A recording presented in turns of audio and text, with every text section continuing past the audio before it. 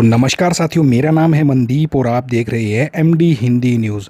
आज ज्येष्ठ माह के कृष्ण पक्ष की चतुर्दशी तिथि है। अंग्रेजी कैलेंडर के हिसाब से आज की तारीख है 26 मई 2025 और वार है सोमवार। चलिए पहले नज़र डालते हैं हरियाणा की दिन भर की प्रमुख खबरों पर। चंडीगढ़ पुलिस विभाग में जल्द ही 400 पदों पर भर्ती होगी, जिससे पुलिस में शामिल होने का सपना देख रहे युवाओं को बड़ा मौका मिलेगा। कांस्टेबल से असिस्टेंट सब इंस्पेक्टर तक के इन पदों के लिए चंडीगढ़ प्रशासन ने निर्देश जारी कर दिए हैं। पुलिस विभाग ने भर्ती प्रक्रिया को तेज कर दिया है, इसलिए उम्मीदवारों को अपनी तैयारी जारी रखनी चाहिए। यह भर्ती पूरे देश के युवाओं के लिए पुलिस में नौकरी पाने का एक शानदार अवसर है।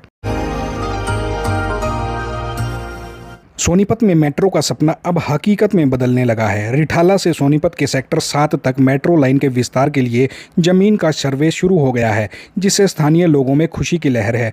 हरियाणा सरकार ने इस प्रस्ताव को केंद्र सरकार को भेज दिया है और इसे डीएमआरसी के फेज 5 में शामिल करने की उम्मीद है।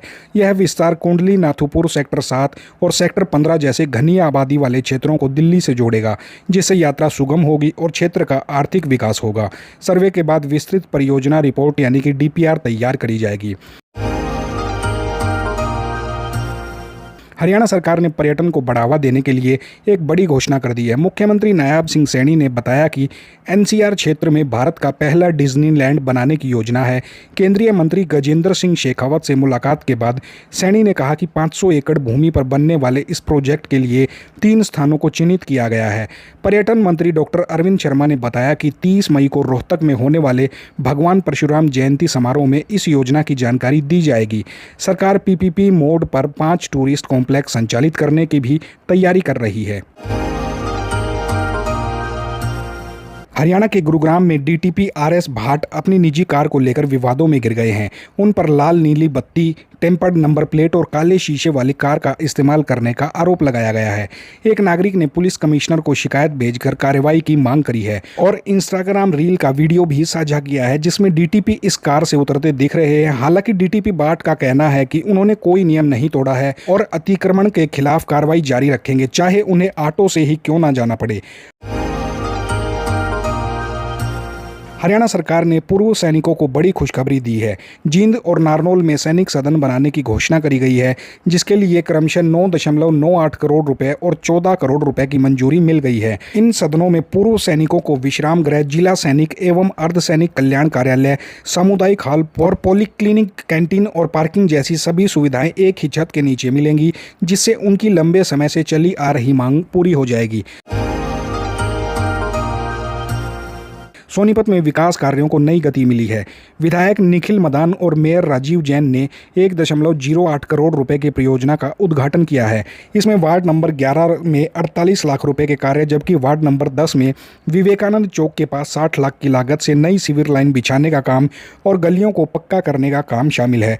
विधायक ने 7 करोड़ रुपए के नए कामों की भी जल्द शुरुआत होगी, ऐसा बताया है, जिससे शहर का सौंदर्यीकरण, गलियों का पक्कीकरण और सीवरेज पेयजल आपूर्ति इससे बेहतर होगी।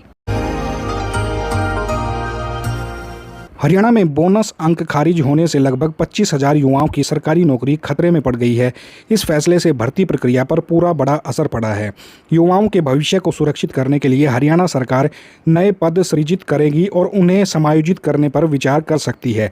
इस स्थिति ने नौकरी की उम्मीद लगाए बैठे युवाओं में चिंता बढ़ा दी है और वे सरकार से जल्द समाधान की उम्मीद कर रहे हैं।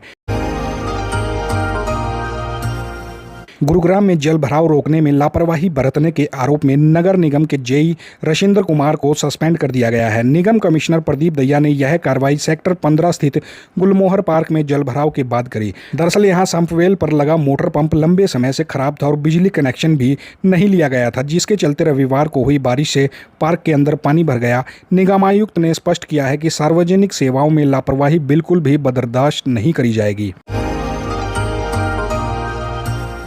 पंजाब में आप विधायक रमन अरोड़ा की भ्रष्टाचार के मामले में गिरफ्तारी पर हरियाणा के मुख्यमंत्री अनिल विज ने तंज कसा है।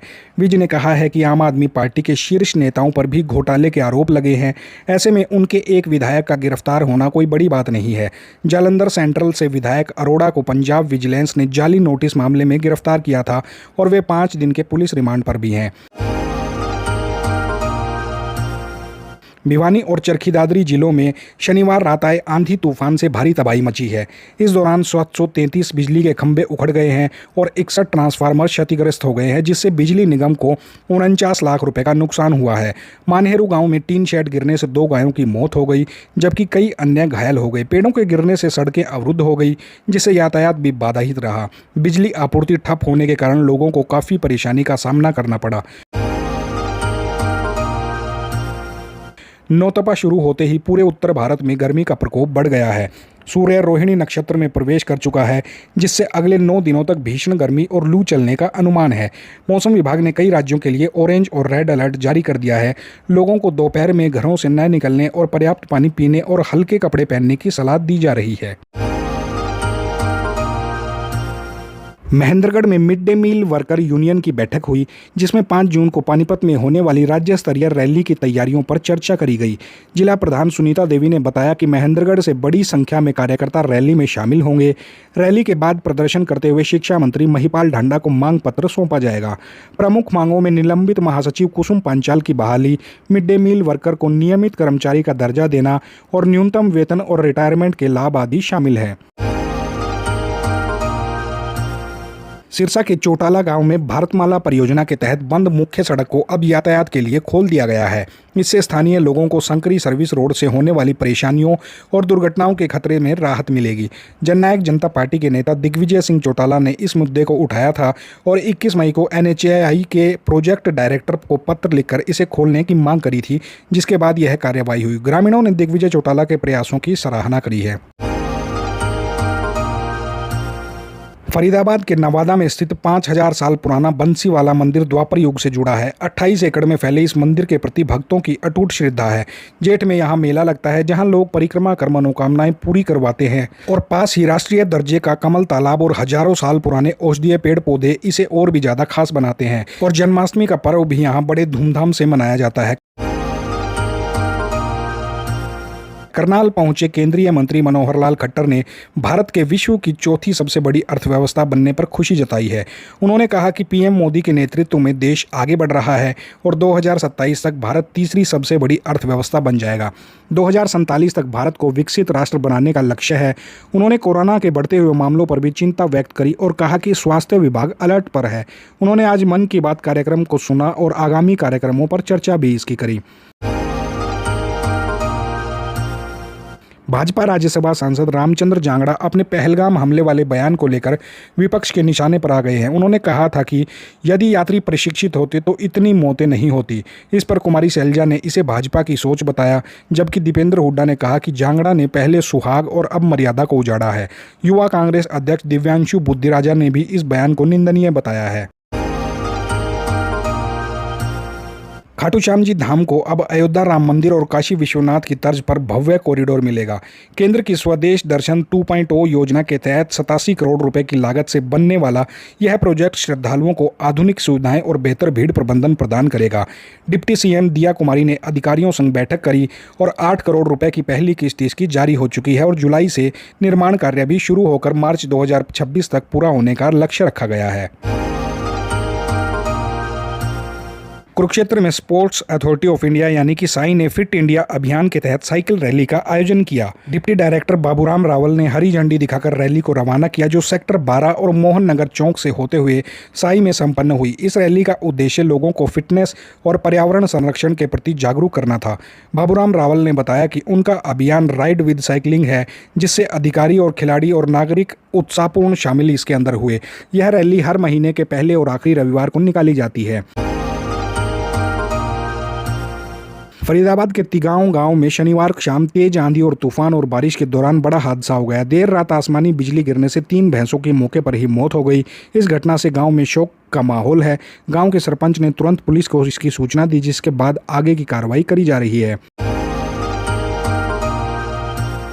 विराट कोहली और अनुष्का शर्मा ने रविवार सुबह अयोध्या में रामलला के दर्शन किए। सुबह 7 बजे गर्भगृह में वे करीब 10 मिनट तक रहे। इसके बाद दोनों हनुमानगढ़ी पहुंचे, जहां विराट ने 1.25 किलो लड्डू और फूलों की माला चढ़ाई।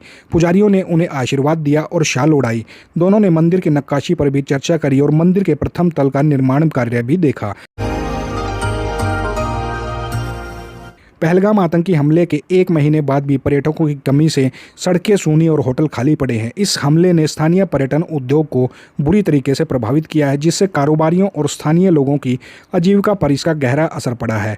कभी गुलजार रहने वाली पहलगाम में अब सन्नाटा पसरा हुआ है, जिससे स्थानीय व्यापारी चिंतित हैं। अमरनाथ यात्रा से कुछ सुधार की उम्मीद है, लेकिन फिलहाल कश्मीर के पर्यटन को पटरी पर लौटने में समय लग सकता है। तो साथियों, ये थी हरियाणा की प्रमुख खबरें। जो साथी नए हैं वो कृपया हमारे चैनल को सब्सक्राइब जरूर कर लें।